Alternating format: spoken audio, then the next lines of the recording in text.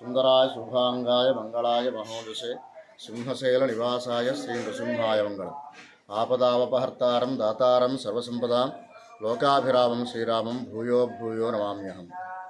శ్రీ వరాహలక్ష్మీ నరసింహస్వామి వారి సన్నిధిలో గంగధారకి పక్కన ఉన్నటువంటి శ్రీ సీతారామచంద్ర స్వామి వారి ఆలయంలో నూతన ధ్వజస్తంభ ప్రతిష్ట సుమారుగా ఒక 2 నెలల క్రితం జరిగింది.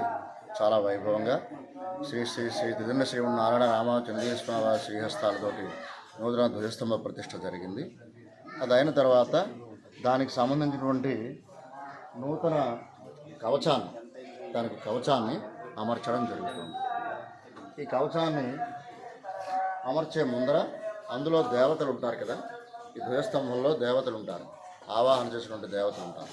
ఆ మూర్తుల్ని వేరే ఒక కలశలోకి కళా విసర్జన చేసి, అందులో ఉన్నటువంటి కళల్ని విసర్జన చేసి ఒక కలశలోకి ఆవాహన చేసుకుని అవి భద్రపరుచుకుని రోజు ఆ పని పూర్తయ్యే వరకు వాళ్ళకి అప్పచెప్పి, ఆ పని పూర్తయిన తర్వాత కవచం పూర్తిగా అమర్చిన తర్వాత మళ్ళా కళావాహన చేయడం అనేది ఆగమశాస్త్ర ప్రకారంగా మనకి జరుగుతుంది.